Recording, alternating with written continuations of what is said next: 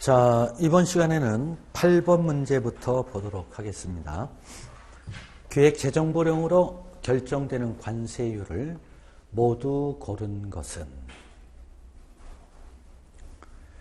기역부터 이응까지 보니까 8번 문제는 뭐를 묻는 거예요? 탄력 관세율의 결정론자가 누구냐라고 하는 것을 묻는 거죠. 이거 정리 안 하면은 굉장히 쉽게 틀릴 수 있는 부분이라고 얘기를 했고요. 정리 잘하면 굉장히 쉬운 그러한 문제라고 말씀을 드렸죠. 몇 번 문제요? 8번 문제의 경우는 관세법 51조 내지 74조까지 규정된 이 탄력 관세율의 종류에 따른 세율 결정권자 묻는 이러한 문제예요. 이렇게 단독적인 문제로 출제될 수도 있고요. 아니면은 어떠한 탄력 관세의 종류를 설명을 해놓고 그 하나의 지문으로 충분히 여러 번 굉장히 많이 나왔던 그러한 부분이에요. 앞으로도 계속해서 나올 그러한 문제예요. 자, 암기 공식 7번을 여러분들이 보신다고 하면 탄력 관세의 종류 암기하는 공식 여러분들 전부 하실 거예요. 국가에서는 탄력적으로 덤핑 물품에 대한 상계 조치로서 보복 긴급 관세 및 특정국 물품 긴급 관세로 농림축산물에 대한 특별 긴급 관세를 조정하는 한편 할당 관세 적용 물품에 대하여 계절에 따라 편익 관세를 부과하고 있다.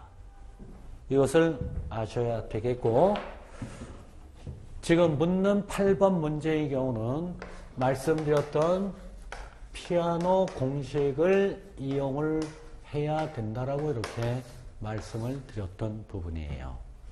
어떻게 하죠? 기, 대, 기. 시고 복사 그대로 갖다 놓죠. 기, 대, 기. 그리고 기, 대. 나머지 편익관세하고요. 국제협력관세라든가 일반 특혜 관세의 경우는 모두 대통령령으로 정하고요. 또한 여기에 플러스를 시키면은 간이 세율의 결정은 마찬가지로 대통령령으로 정한다. 이것을 분명히 해두시고, 기본 세율하고 잠정 세율이라고 하는 것은 뭐죠? 법률로 정한다.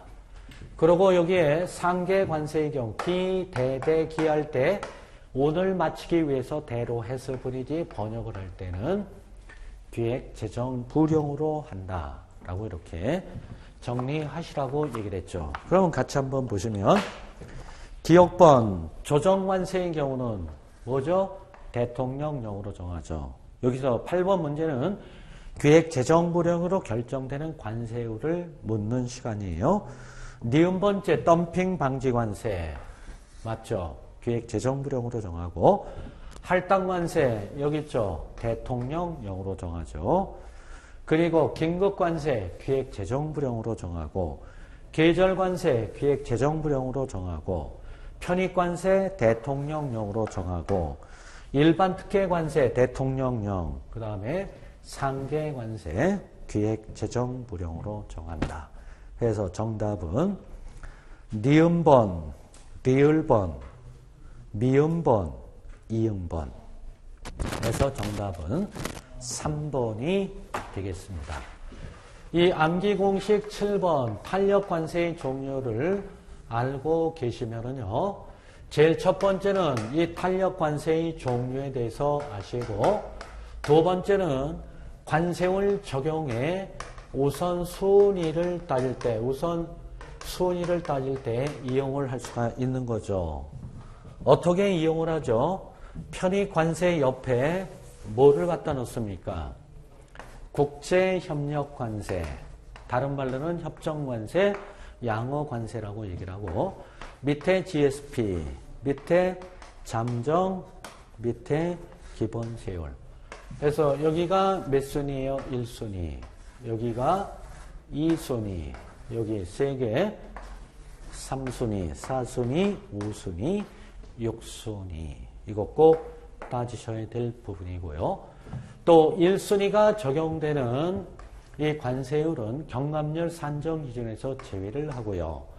또 면제되는 관세의 범위에서 1순위가 적용되는 세율은 면제하지 않는다 등등 굉장히 중요한 부분이죠. 또 관세의 분할 납부에 있어서 덤핑부터 어디에요? 계절 관세가 적용되는 부분 분납을 받을 수 없다라고 하는 이러한 부분이 있고요. 또 지금 이용을 했던 이 탄력 관세율의 세율 결정 문제가 누구냐? 피아노식으로 분명히 하시라고 했고요. 이런 문제가 나오면은 여러분들이 아마 바로 이렇게 쓰실 거예요. 이렇게 쓰셔갖고 하는데 손가락으로 하면은 상관이 없겠지만 발가락으로 하면은 짧기 때문에 이렇게 엎어진다고 그랬어요. 그러면 큰일 난다고 얘기했죠. 자, 8번 문제 이러한 식으로 분명히 하셔야 되고 이러한 부분은 앞으로도 계속해서 나올 그러한 문제가 되니까 꼭 여러분들이 잘 좀 정리를 해 두셔야 되겠습니다. 다음에 문제 9번 납세 담보와 체납 처분에 관한 설명으로 옳지 않은 것은 1번 세관장은 담보를 제공한 납세 의무자가 그 납부 기한까지 해당 관세를 납부치 아니하면 기획 재정 불용으로 정하는 바에 따라 그 담보를 해당 관세 충당을 할 수 있다. 25조 1항에 규정된 이러한 내용이 되겠죠. 여기에 혹시 또 세관장은 담보를 제공한 납세의무자가 그 납부 기한까지 해당 관세를 납부하지 아니하면 기획 재정 불용으로 정하는 바에 따라 맞는데 또 이것을 대통령령으로 정하는 바에 따라 이렇게 또 해석을 할 소지가 상당히 많아요. 기획 재정 불용으로 정하는데 이 기획 재정 불용으로 정하는 것이 관세법 시행규칙 1조에 보면 충당의 방법에 대해서 규정을 하고 있어요. 충당의 방법은 어떤 방법이 있죠? 매각하는 거하고 통보를 하는 두 가지의 그러한 경우가 있죠.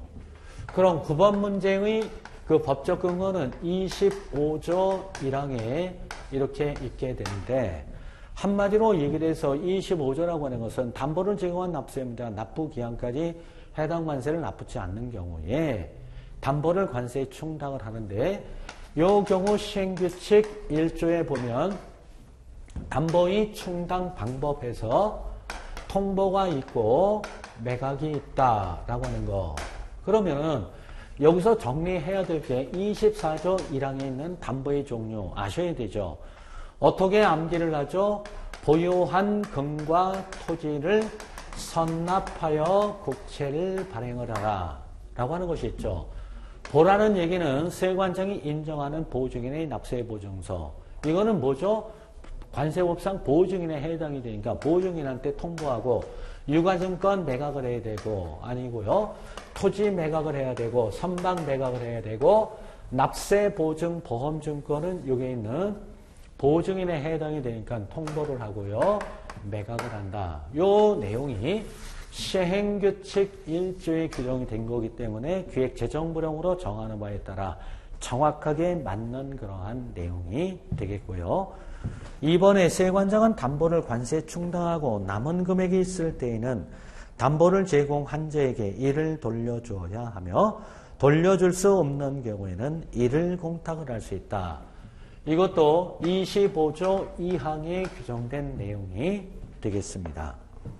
즉 담보를 관세에 충당을 하고 남은 금액이 있을 때에는 화주에게 즉 담보를 제공한 자에게 직접 돌려줘야 되며 돌려줄 수 없을 때는 어떻게 한다? 국고기속을 합니까? 아니면은 공탁을 합니까?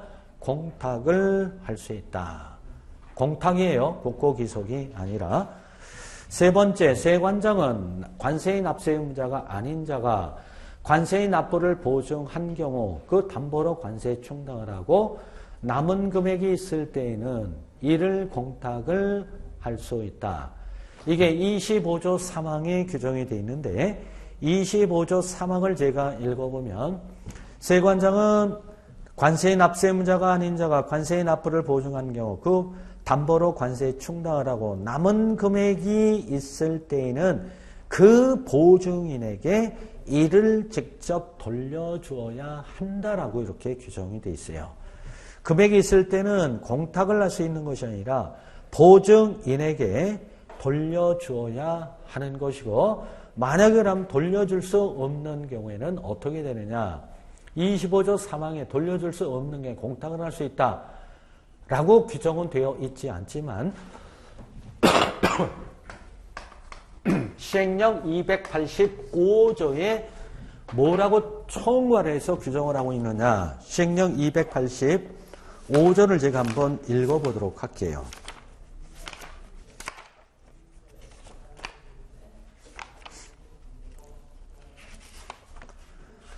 시행령 285조에 보면 교부 잔금의 공탁.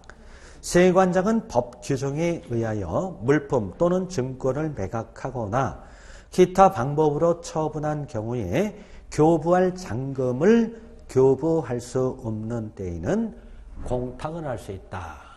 이 항에는 담보를 제공한 자에게 직접 돌려줘야 하며 돌려줄 수 없는 경우에 공탁을 할 수 있다라고 2항에 규정을 하고 있지만 3항의 경우는 명백하게 공탁을 할 수 있다라고 규정은 되어 있지 않으나 이 경우 보증인에게 직접 돌려줄 수 없는 때에는 시행령 285조 규정을 준용을 해서 이 경우에 공탁을 할 수 있다. 이렇게 가시면 돼요. 답은 3번이에요. 왜 3번이 답이 되죠? 남은 금액이 있을 때에는 이를 공탁할 수 있는 것이 아니라 일단은 보증인이 있으면 보증인에게 돌려주어야 하는 거예요. 돌려줄 수 없을 때에 285조 규정을 적용을 해서 공탁을 할 수 있는 것이지 보증인이 분명히 있어요. 돌려줄 수 있는데도 불구하고 이를 공탁을 할 수 있다. 요 순서적으로 그것은 맞는 그러한 내용이 아닙니다. 아시겠죠? 25조 1항, 2항, 3항도 자주 거론되는 부분이에요. 1번 지문, 2번 지문, 3번 지문이 모두 25조 담보의 관세 충당과 관련된 그러한 법조문이에요. 꼭 법적 근거를 표시를 했다가 복습하실 때 분명히 보셔야 돼요.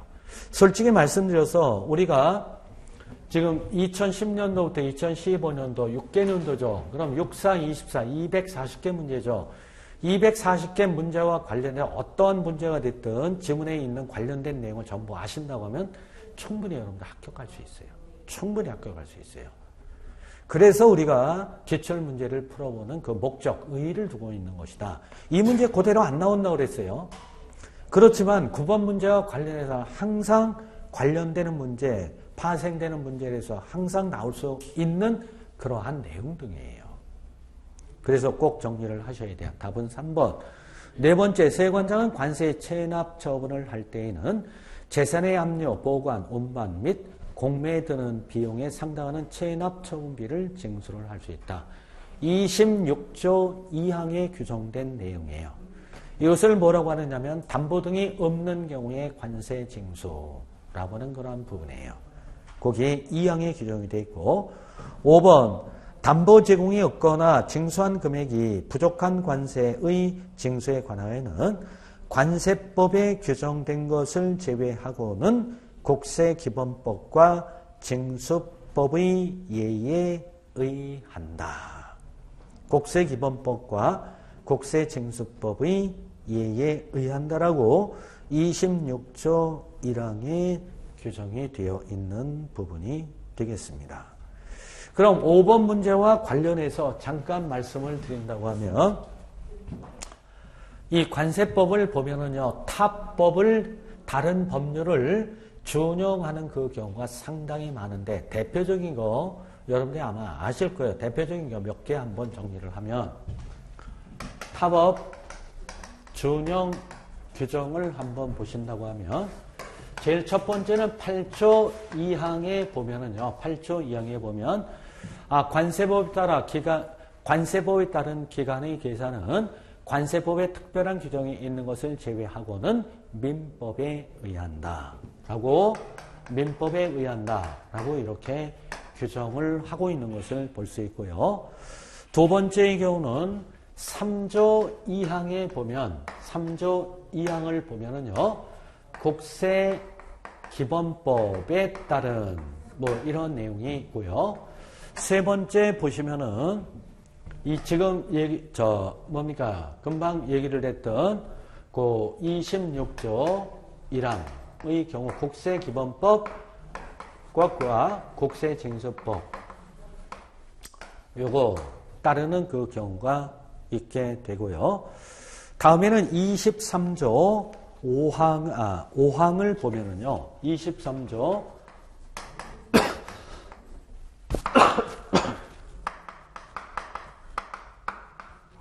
23조 5항을 보면 뭐라고 되어 있느냐면 관세 징수권과 관세 환급 청구권의 소멸시에 관하여 관세법에서 규정한 것을 제외하고는 민법을 준용을 한다라는 이러한 내용이 규정이 되어 있고요. 다음에는 다섯 번째 보면 319조에 보면은요. 319조에 보면 형사소송법을 준용을 한다라고 하는 그러한 내용이 쭉 규정이 되어 있어요. 이거 말고 몇 개 더 있는 그러한 부분이 있는데요. 뭐 나중에 말씀을 드리고 여기에 특이하게 120조 1항을 보면 이 행정심판법을 적용을 하지 않는다라고 하는 이러한 내용도 있게 됩니다. 이런 것들도 여러분들이 어우러서 같이 좀 정리를 해 두시면은 이러한 관련 문제가 나왔을 때 틀리지 않고 정리할 수 있는 그러한 내용이 되겠습니다.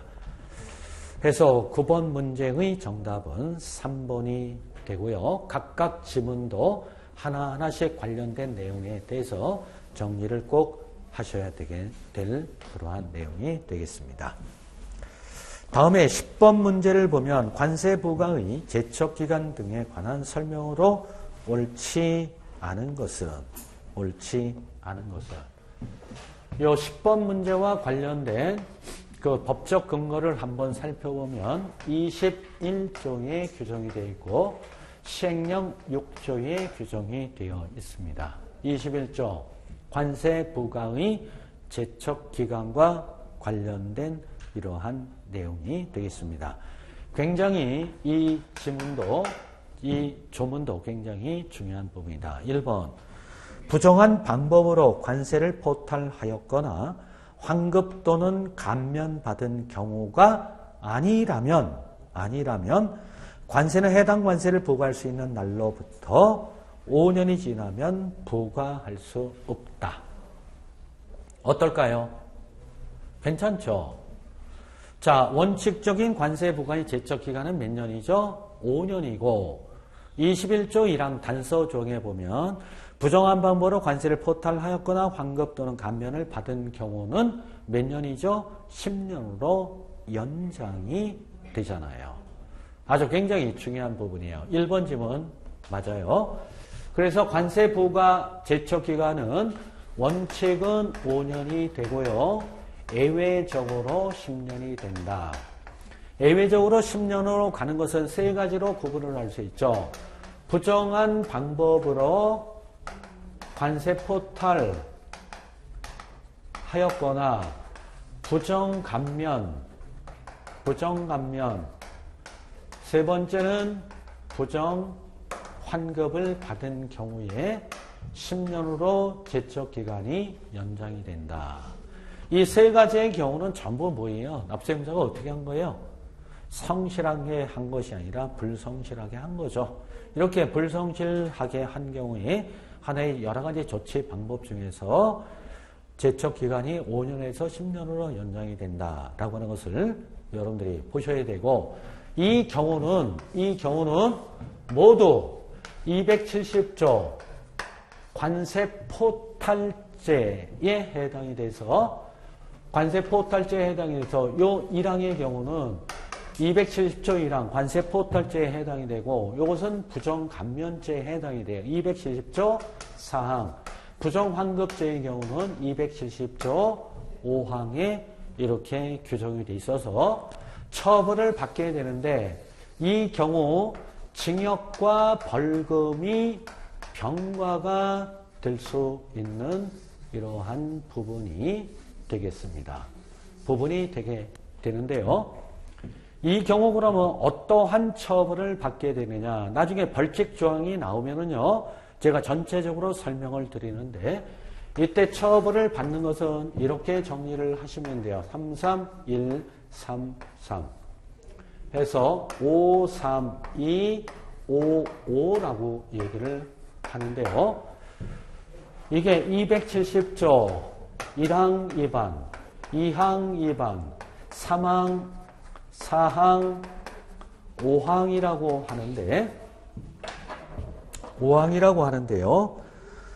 요 1항 2반을 뭐라고 하느냐면 관세포탈죄라고 하고요. 관세포탈죄라고 하고 2항을 부정수입죄, 부정수출죄,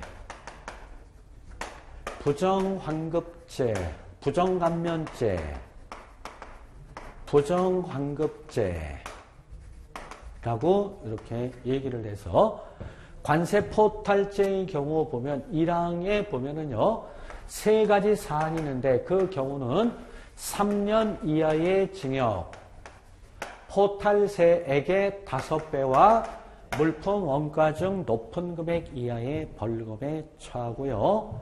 부정수입죄에 해당이 되는 경우는 3년 이하의 징역, 3천만 원 이하의 벌금에 처하고요. 부정수출죄에 해당이 되는 경우는 1년 이하의 징역, 2천만 원 이하의 벌금에 처하고요. 부정감면죄에 해당이 되는 경우는 3년 이하의 징역, 그 다음에 감면 또는 면탈세액의 5배 이하의 벌금에 처하고요. 부정환급죄에 해당이 되는 경우는 3년 이하의 징역 또는 환급받은 세액의 5배 이하의 벌금에 처한다라고 하는 거고요. 또한 이러한 부정한 방법으로 관세를 포탈하였거나 부정감면, 부정환급 등의 행위로 과소신고한 경우 신고불성질 가산세 부적세 곱하기 10%가 아니라 요 경우 40%에 해당이 되고요. 또한 이 경우 이러한 경우로 해서 세관공무원이 납세자를 방문해서 조사를 할 때에는 110조 2항 1호 규정에 의거 납세자 권리 헌장을 반드시 내주어야 한다라고 하는 그런 부분들이에요. 이 부분 부정감면, 부정한 방법으로 관세포탈, 부정감면, 부정환급 받은 경우 이 법상의 제재사항이 상당히 많다라고 하는 것을 아울러서 말씀을 드릴 수 있는 그러한 부분이 되겠으니까 요 3가지의 경우 지금 말씀드렸던 이러한 각각의 처벌 조항하고요. 징역과 벌금, 병벌을 할 수 있고 과소신고한 경우 부족세액의 10%가 아니라 40%라고 하는 그러한 부분 등등해서 여러 가지 그러한 내용이 있으니까 꼭 좀 정리를 해 주시고요. 2번 지문 관세법 규정에 따른 압수 물품이 반환 결정이 있은 경우에 해당 결정 통지일부터 2년이 지나기 전까지는 해당 결정에 따라 경정결정 그 밖에 필요한 처분을 할 수 있다. 맞습니까? 틀립니까? 맞습니까? 틀립니까? 2번 지문, 3번 지문, 4번 지문, 5번 지문은 모두 21조 2항에 규정된 특례 제척 기간과 관련된 이러한 내용이 되겠습니다.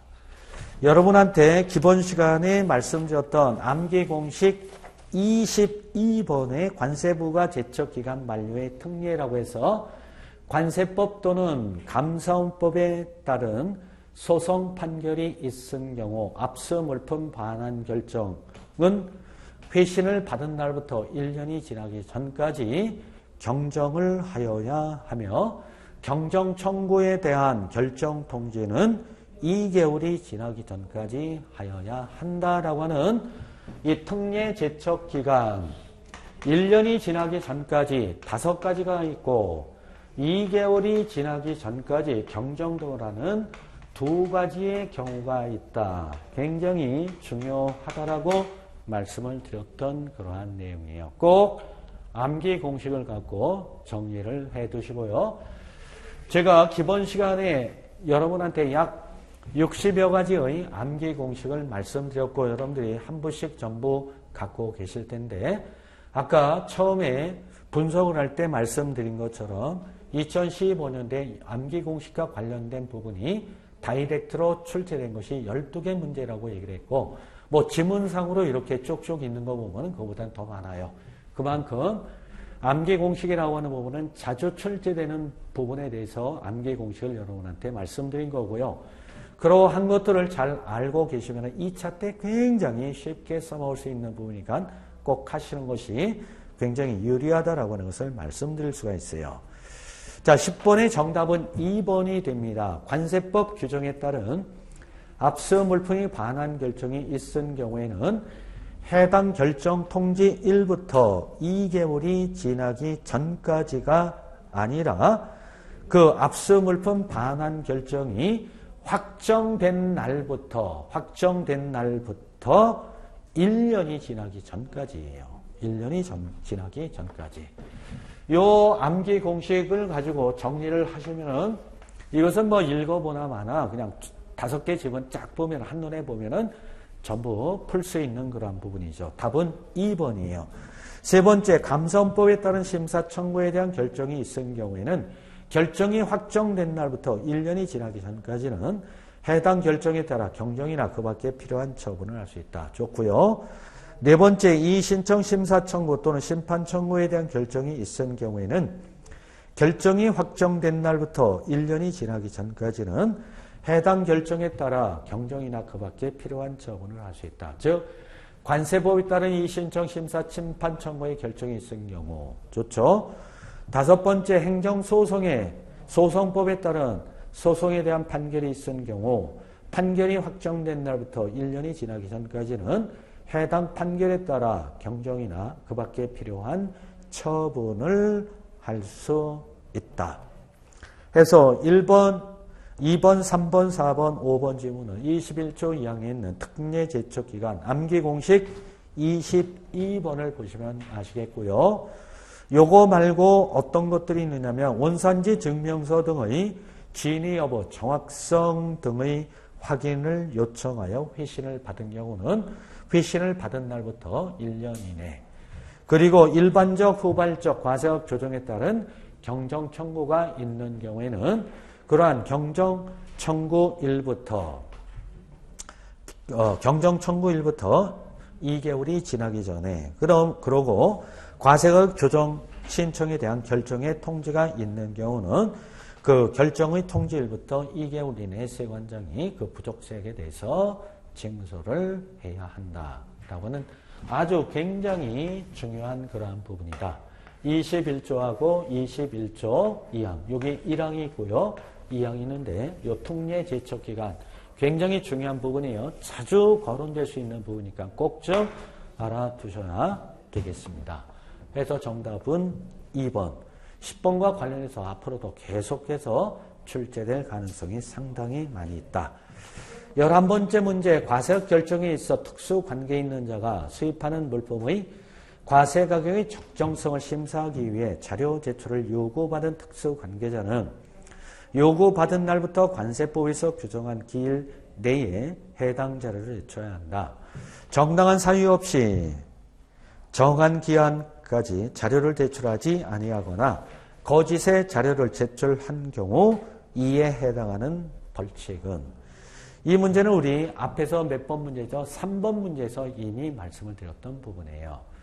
즉 세관장은 세액심사를 위해서 특수관계 있는 자에게 과세자료 제출을 요구를 하죠. 요구를 하면 얼마 이내에 자료를 제출을 해야 돼요? 60일이죠. 근데 자료 제출 연장 사유에 해당이 되면 연장을 3권장에 해주는데 몇 차례? 한 차례만. 얼마까지요? 60일. 말씀드렸죠. 그러면서 그거 말씀드리면서 지금 문제 11번에 있는 것처럼 만약에 거짓으로 자료 제출 기한 내에 제출하지 않거나 거짓의 자료를 제출한 경우 처벌 내용은 1억 원 이하의 과태료를 부과를 한다. 이렇게 말씀드렸던 부분이죠.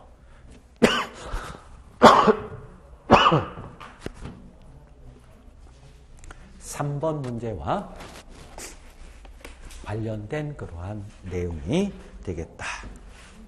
잘 정리를 하셔야 되겠죠. 다음에 12번 부과고지에 관한 설명으로 옳은 것은 부과고지에 관한 설명으로 옳은 것은 그러면 11번 문제의 경우는 아까 3번 37조의 4에 규정된 내용이고요. 12번 문제를 보시면은요. 부과고지에 관한 설명으로 옳은 것은 부과고지 제도는 아까도 앞에서 잠깐 말씀드렸던 39조에 규정이 되어 있어요. 39조에 부과고지 대상. 그 옆에 시행령의 36조에 보면 납세고지를 해야 된다. 요 내용이 있죠. 1번 보세 건설장에서 건설된 시설로서 248조 신고의 수리에 따라 수입 신고가 수리되기 전에 가동된 경우 관세청장이 관세를 부과 징수를 한다.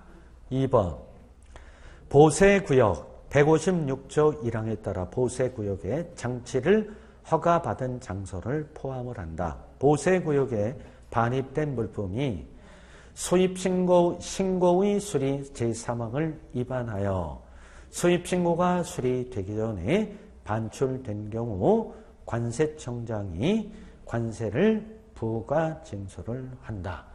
1번, 2번 지문 맞습니까? 틀립니까? 비슷한 것 같아요. 틀려요? 맞아요? 1번 지문 어디가 틀리죠? 관세청장이에요. 2번은요? 2번도 관세청장이 틀리죠. 자, 그러면은요, 이거는 아주 기본적인 그러한 문제예요. 기본적인 문제인데, 이걸 한번 보실까요? 관세청장, 세관장, 구별하는 거.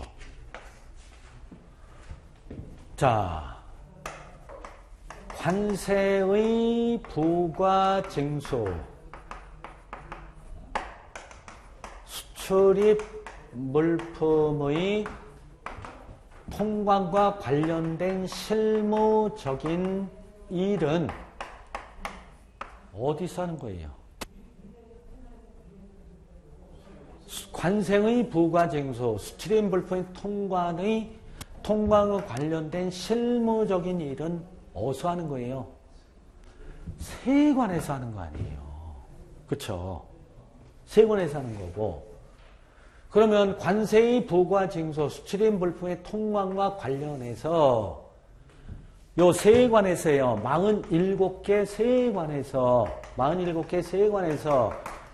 한마디로 실무적인 일은 세관에서 하는 거예요. 그럴 때 세관장이라고 얘기를 하는 건데 이 47개 세관에서 관세의 부과 징수, 수출입 물품의 통관 관련해서 47개 세관에서 하는데 똑같은 일을 할 때에 중구난방이 되지 않도록 해주는 곳이 바로 어디냐면은 관세청에서 관세청 고시로 한다라고 하는 거예요.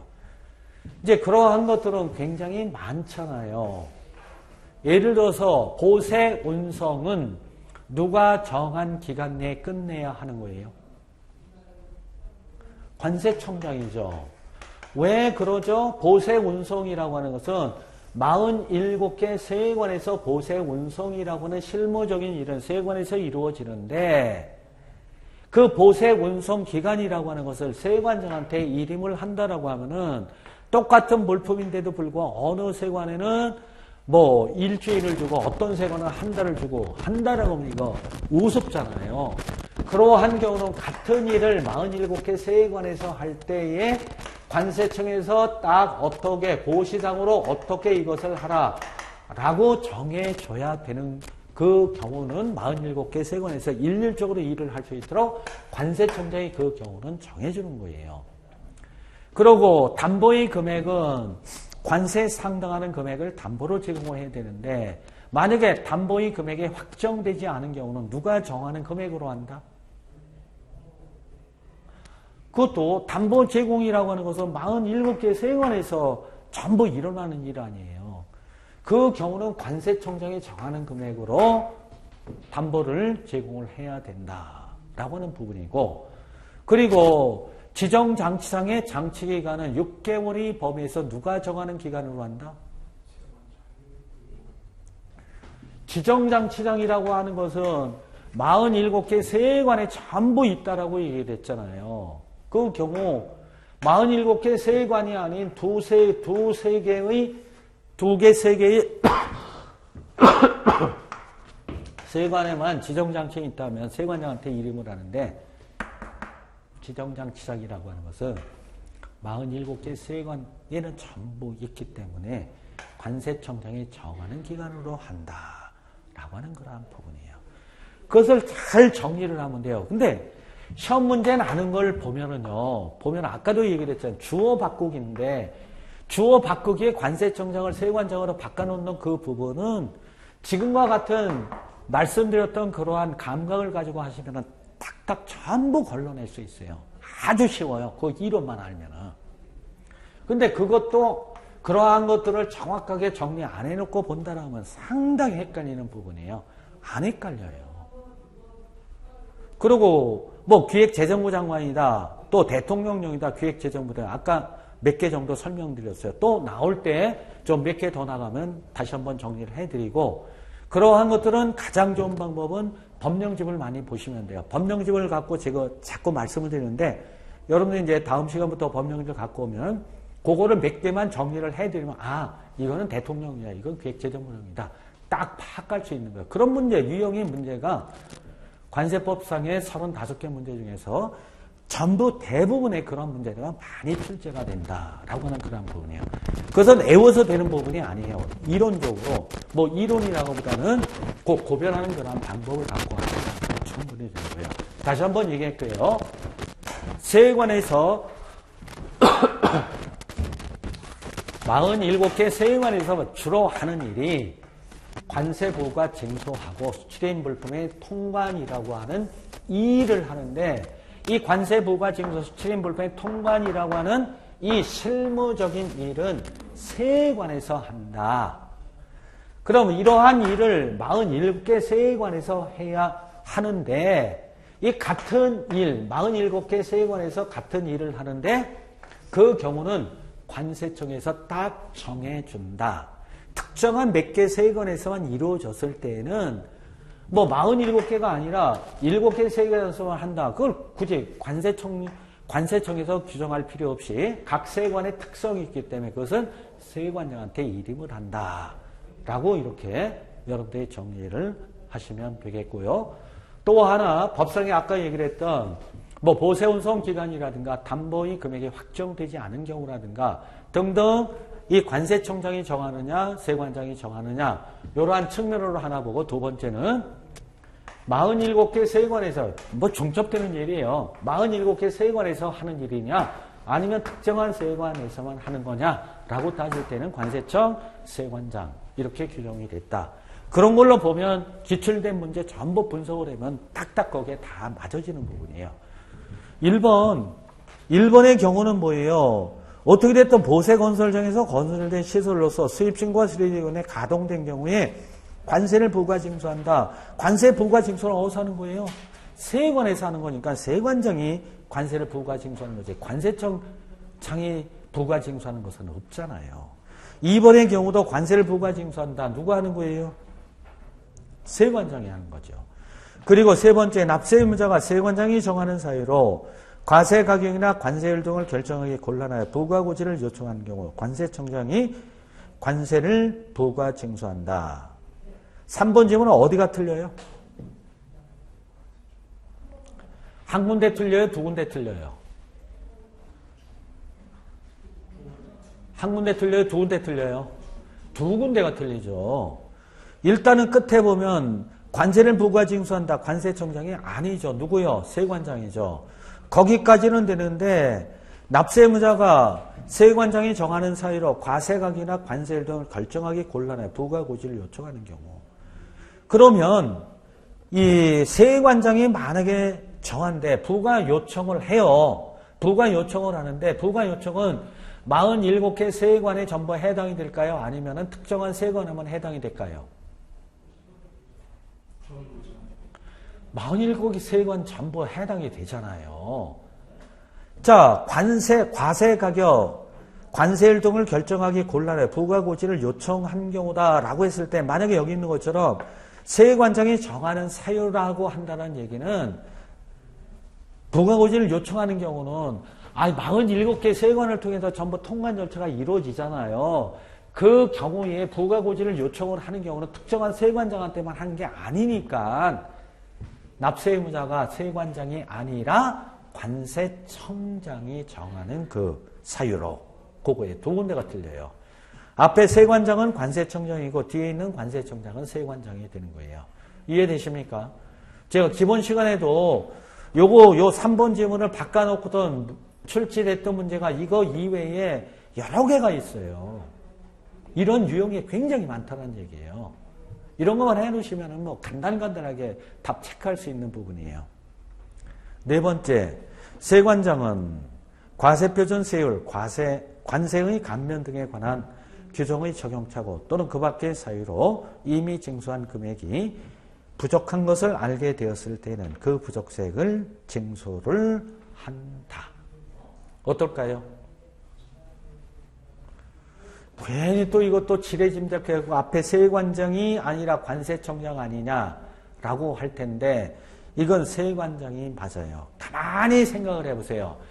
47개 세관을 통해서 많은 수입 업체들이 47개 세관을 통해서 통관이 이미 끝났잖아요. 그러면 47개 세관장이 통관이 끝난 후에 그 통관을 했던 업체에 대해서 보니까 여기에 있는 과세표준 잘못, 세율 적용 잘못, 관세 감면 등에 관한 규정차고 그 밖의 사유로 이미 징수한 금액이 부족한 것을 알게 되었을 때에는 그 부족세액을 징수한다.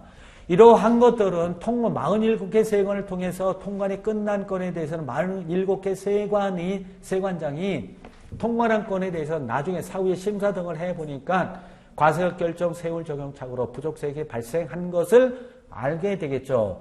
이러한 경우는 관세청장이 어떻게 이것을 정해줘요? 관세청장이 어떻게 정해져요? 그래서 각 세관장이 자기 그 세관을 통해서 통관을 한 건에 대해서 알 수 있는 거 아니에요. 그렇게 해서 그건 맞는 거예요. 39조 2항에 규정이 되어 있어요. 이것을 뭐라고 해요? 두 자로 줄이면 추징이라고 얘기를 하죠. 추징이라고도 할 수 있고 경정이라고도 할 수가 있는 거죠. 그럼 이 경우 4번 지문을 보면 이렇게 해서 세관장이 신고 납부한 세, 부가고지 한 세액에 대해서 부족세액이 발생이 됐다. 추징을 하게 되겠죠. 아니면 이제 신고 납부의 경우는 경정을 하겠죠. 이 경우 반드시 거쳐야 될 절차는 뭐예요?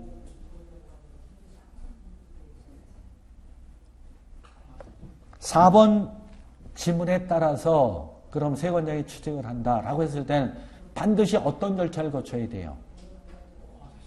그렇죠. 과세전 적부심사 제도를 거쳐야 되죠. 세관장은 추징 경정에 따라 납부세액, 납부하여세액에 미치는 금액이 있는 경우에는 미리 납세 의무자에게 서면으로 그 내용을 통지를 하여야 한다. 이렇게 들어가시는 거예요. 됐죠?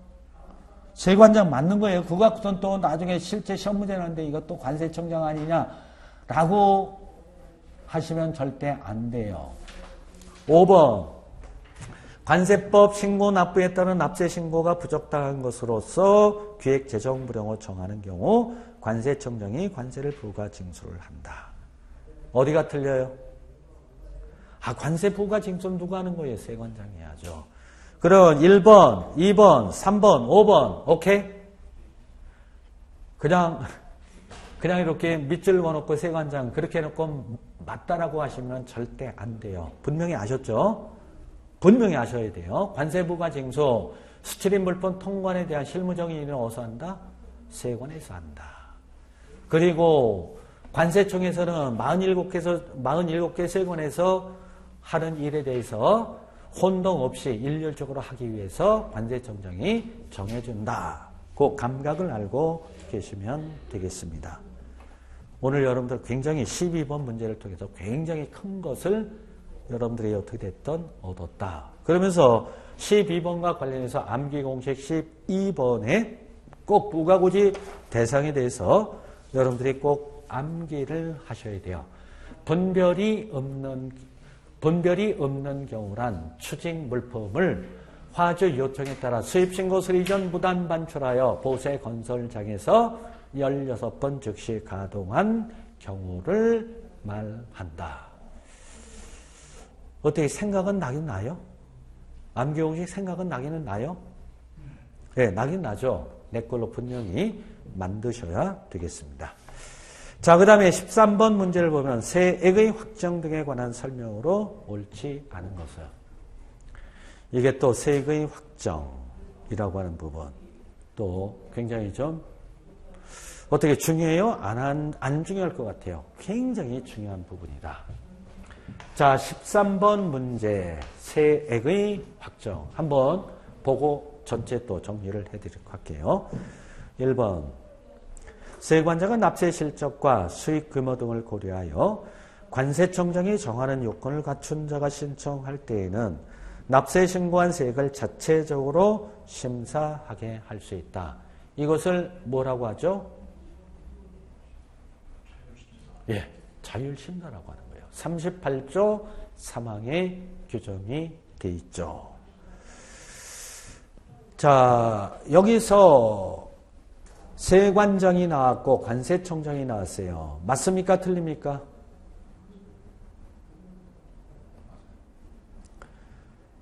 자체적으로 심사하게 할 수 있다라고 하는 것은 실무를 하는 세관장이 하는 거죠. 앞에 맞고요. 납세 실적과 수익 규모 등을 고려하여 관세청장이 정하는 요건. 여기 관세청장 맞을까요? 맞죠? 왜 맞는 것 같아요? 자율심사는 47개 세관에서 이루어지는 거 아니에요. 그럴 때 요건 등은 누가 정해줘야 돼요? 관세청장이 정해줘야 되죠. 즉 관세청 고시로 다 규정을 해줘야 되는 거 아니에요. 그렇죠? 세관장한테 만약에 이 이름을 했다라고 하면 아주 중구난방이 되겠죠. 요거하고 비슷한 것이 있는데 혹시 뭐 기억나는 거 있으면 한번 해보세요. 수익 규모 등을 납세 실적과 수익 규모 등을 고려해 관세청장이 정하는 요건을 갖춘 자가 요거하고 비슷한 것이 9조 3항에 보면 월별 납부 제도에 있어요. 세관장은 납세 실적 등을 고려하여 관세청장이 정하는 요건을 갖춘 성실 납세자가 신청할 때에는 월 한꺼번에 납부하게 할 수 있다. 거기서도 마찬가지로 요건 등에 대해서는 요건은 뭐예요? 가만히 생각을 하면 요건에 대해서는 관세청에서 딱 정해줘야 될 거 아니에요. 정확하게 맞는 부분이고요. 두 번째, 납세 의무자는 납세 신고한 세액을 납부하기 전에 그 세액이 과부족하다는 것을 알게 되었을 때에는 납세 신고한 세액을 정정할 수 있다. 38조 사항에 규정된 내용이 되겠습니다.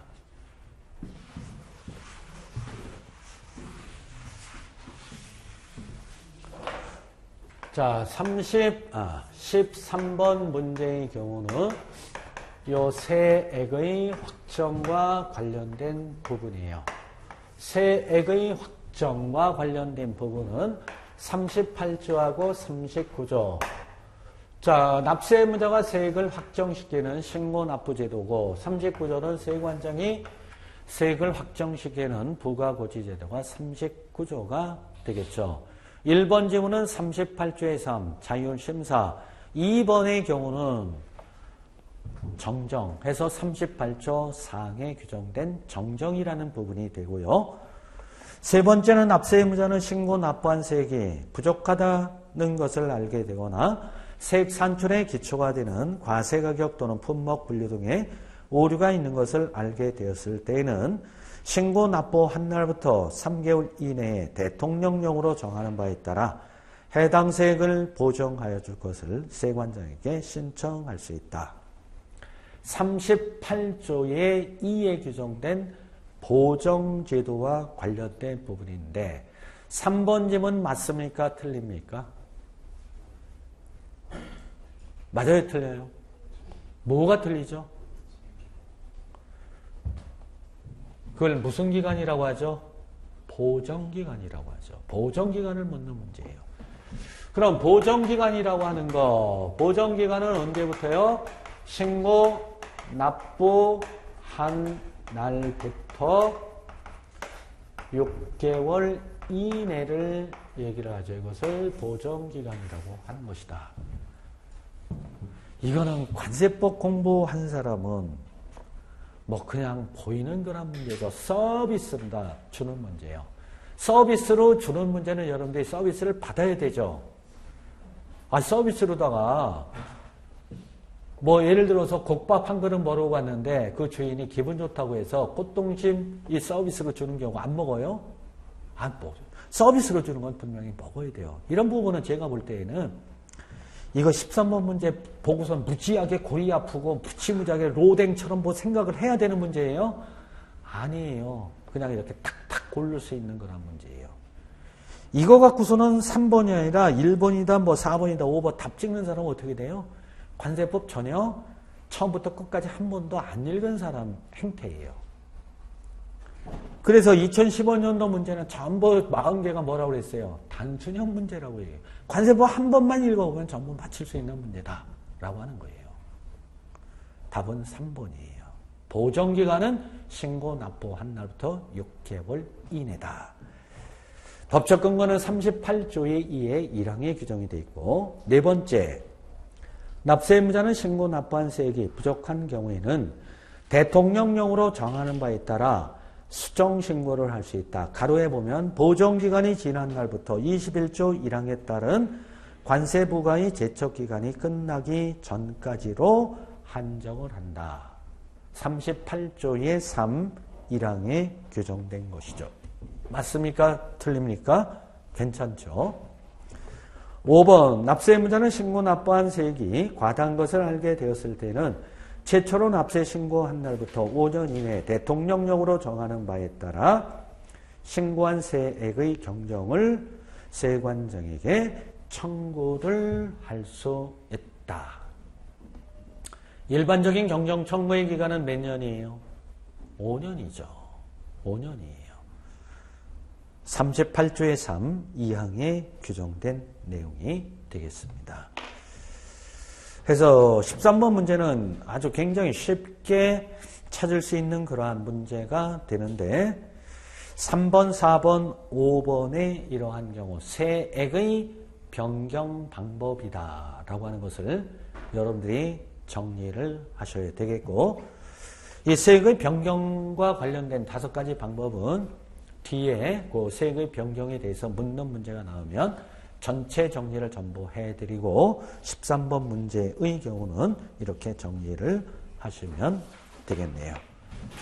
그러니까 법적 근거는 이거면서 한마디로 세액의 변경과 관련된 변경 방법과 관련된 요 지문으로 이러한 문제가 비치는데 아주 간단한 그러한 부분이에요.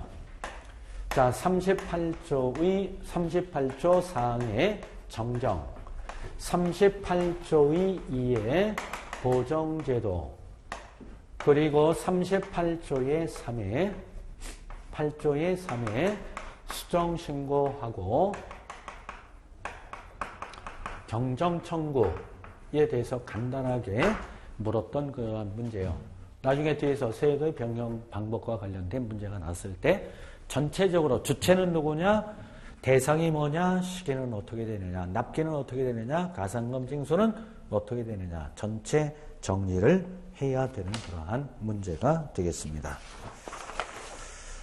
자, 그 다음에 14번째 문제를 보면 품목분류 사전심사와 이의 신청에 관한 설명으로 옳지 않은 것은 품목분류 사전심사제도 14번 문제 법적 근거 86조의 특정 물품에 적용될 품목분류 사전심사 제도가 규정이 되어 있어요. 1번 수출할 물품의 제조자는 품목분류 사전심사를 신청을 할 수 있다. 괜찮죠?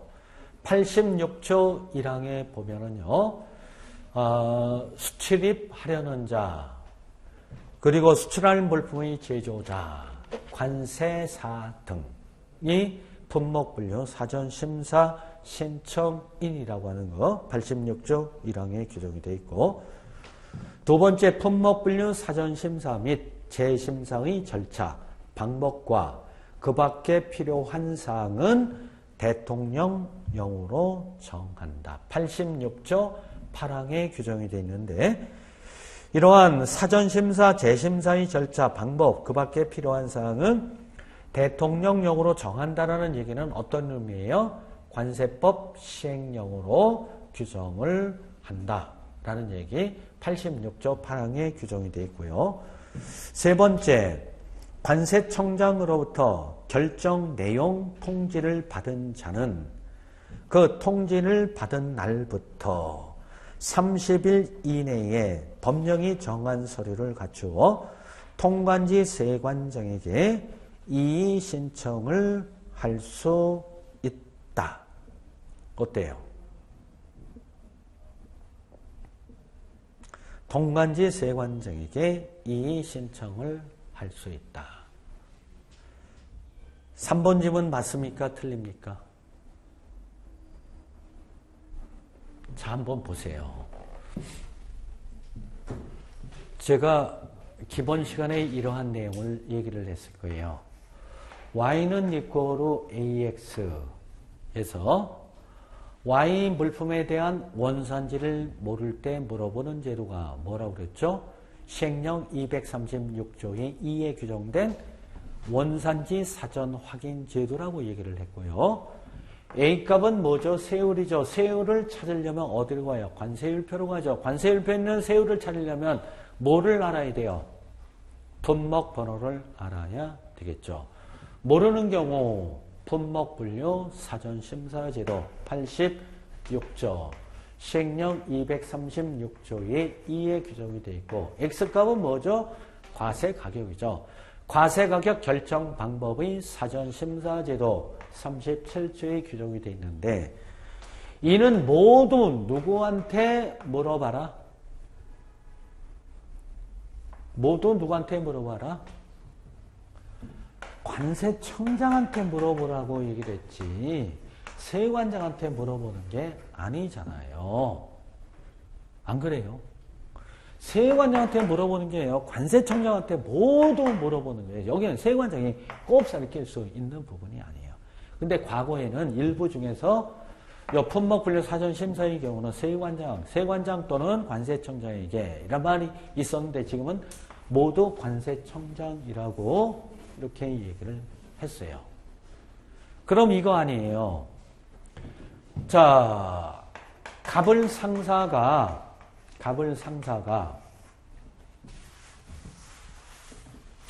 미국으로부터 A라는 물품을 수입을 하려고 하는데, 이 A라는 물품이 관세율상 어느 품목 번호에 해당되는지 모르는 경우에 물어보잖아요.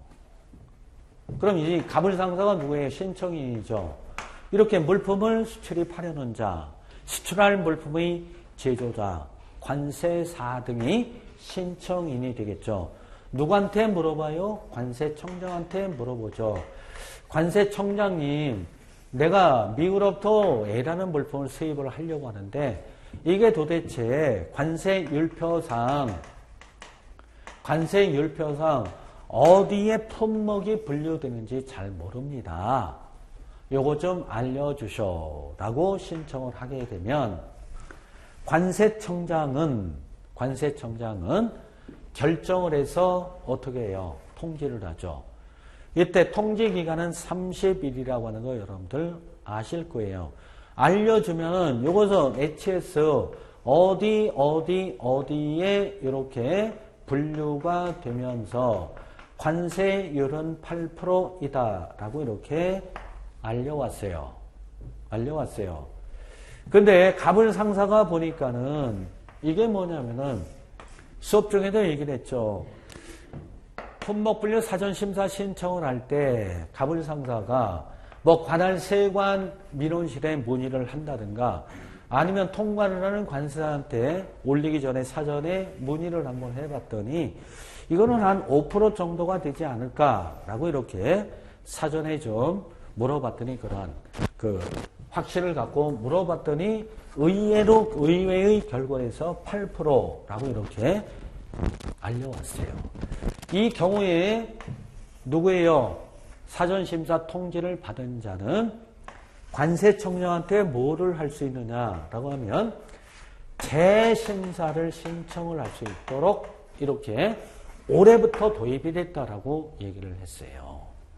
이때 재심사 신청은 누구한테 하는 거예요?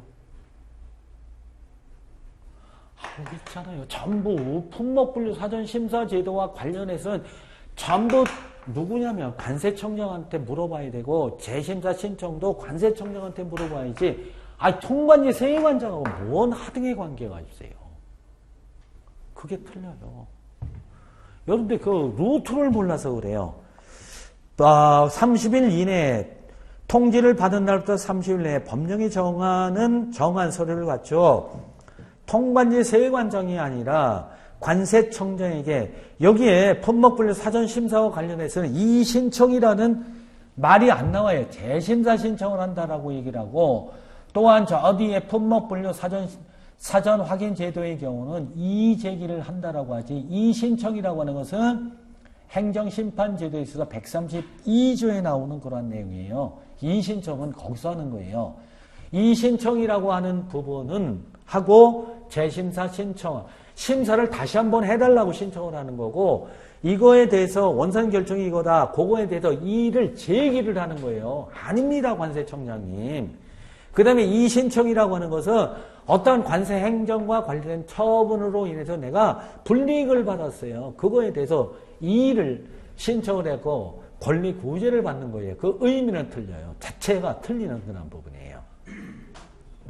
그래서 답은 3번이다. 다시 한번 얘기를 하면 모를 때 물어보는 건 전부 관세청장이에요. 재심사 신청도 세관장이 결정을 해준 게 아니잖아요. 애꿎은 통로 세관장한테 뭐를 하겠다는 얘기예요. 관세청장이 근본적인 책임이 있는 거 아니에요. 전부 그래요. 요 세 가지 제도는 그 감각을 알고 들어가면 금방 찾을 수 있어요. 통관이 세관장하고 뭐 이의 신청 자체에 이 말이 없어요. 여기는 전부 86조에는 재심사 신청을 하도록 이렇게 규정이 되어 있다. 답은 3번. 네 번째, 관세청장으로부터 통지를 받은 품목분류 사전심사 또는 재심사 결과의 유효기간은 3년으로 한다. 맞습니까? 아주 중요해요. 86조 7항에 규정이 되어 있어요. 화물 관리인 지정의 유효기간은 몇 년이에요? 5년이야요. 보세운송 업자 등의 등록의 유효기간은 몇 년이야요? 3년이죠. 3년인데 5년으로 개정될 예정이라고 얘기를 했죠. 그리고 납세 증명서의 유효기간은 얼마예요?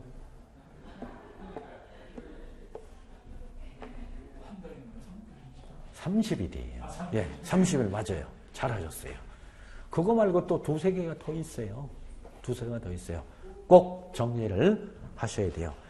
작년까지는요, 유효기간이 없었어요.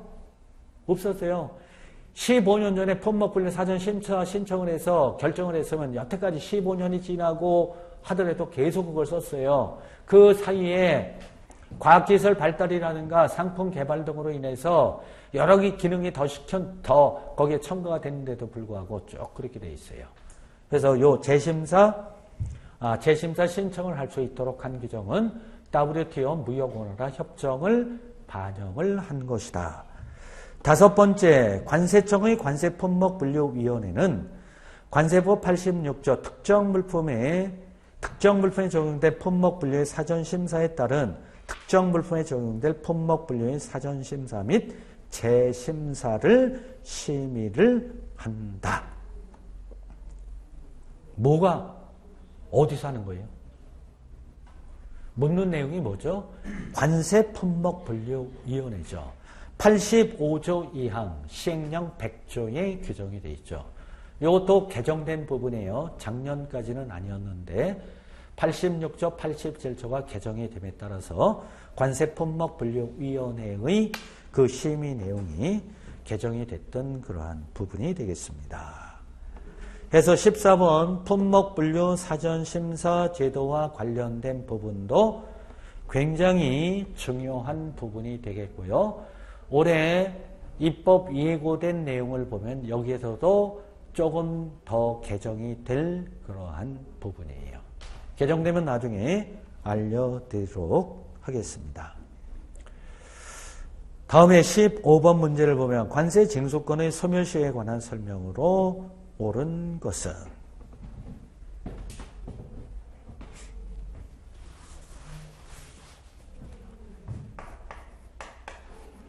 자, 15번 문제 관세 징수권 소멸시효와 관련된 문제예요. 22조 1항하고요. 시행령 7조 1항에 소멸시효의 기산일과 관련해서 쭉 규정을 하고 있어요. 자, 1번 납세 독촉은 관세 징수권의 소멸시효를 중단시키지 않는다. 자, 여러분들이 문제를 보면서 옳지 않은 것을 찾으라고 하는 거냐, 옳은 것을 찾으라고 하는 것을 꼭 알고 들어가셔야 돼요. 그러면서 빨리 없앨 건 빨리 없애고 정답을 찾으시는 것이 아주 빠른 기간 내에 볼 수 있는 거예요. 그럼 1번 문제의 경우는 15번의 지문 1번의 경우는 23조 1항에 규정된 관세 징수권 소멸시효의 중단 사유를 묻는 그러한 문제예요. 중단 사유를 묻는 문제인데 여러분들 관세 징수권 소멸시효의 중단 사유 암기 공식 아시죠? 납세 공고는 교통경찰관이 압류하지 못한다. 여기에 납세는 납세고지, 납세독촉을 얘기를 하죠. 1번 지문 중단시키지 않는다가 아니라 중단된다. 틀렸고요.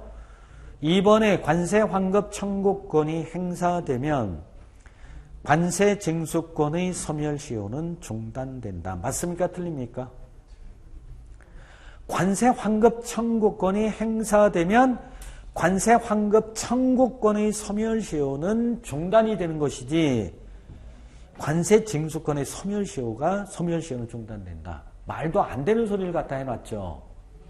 여러분들은 뭘 보고서 이렇게 2번 지문을 해놨는지 모르겠네요. 그렇죠? 상당히 여러분들이 이런 지문을 보고서는 분개해야 될 그런 부분. 날 뭐로 알고 이렇게 이런 문제를 내느냐. 2번 문제의 경우는 23조 2항에 보면 환급 청구권의 소멸시효의 중단사에 대해서 규정을 하고 있는 부분이에요. 틀렸고요. 세 번째, 체납처분 유예 기간 중에 관세 징수권은 소멸시효가 진행된다. 맞습니까? 틀립니까? 자, 23조 3항에 규정된 것이 분납을 체납한 자는 징수 유예 기간 중에 사회행위 취소 소송을 하지 못한다. 제가 분명히 얘기를 했어요. 기본 시간에. 중단된다 하고 정지 사유는 진행하지 아니한다라고 분명히 얘기를 했어요. 그럼 3번 틀리죠. 체납처분 유예 기간 중에 관세 징수권은 소멸시효가 진행된다가 아니라 진행하지 않는다. 이거예요. 4번. 사회행위 취소 소송으로 인한 시효 정지의 효력은 소송이 각하 기각 또는 취하된 경우에도 효력은 지속된다가 아니라 효력이 없다. 23조의 그 3항에 나오는 그 내용이죠. 여기 있는 사행위 취소 소송의 기간 중에는 관세징수권 소멸시효가 정지가 되는데 소송이 각하 기각 취하된 경우에는 효력이 없다라고 하는 것이죠. 5번에 교부 청구가 되면 관세징수권의 소멸시효는 중단된다. 여기 있죠. 납세 공고는 교통할 때 교부 청구는 징수권 소멸시효를 중단시키는 사유가 되죠. 답은 5번이 되는 것이네요. 자, 15번 문제 중단사유, 정지사유, 암기공식 26번, 27번에 있으니까요. 복습하실 때 반드시 좀 정리를 해 두셔야 될 아주 중요한 부분이에요. 이 부분도 계속해서 출제가 되니까 꼭 좀 봐두셔야 되겠습니다.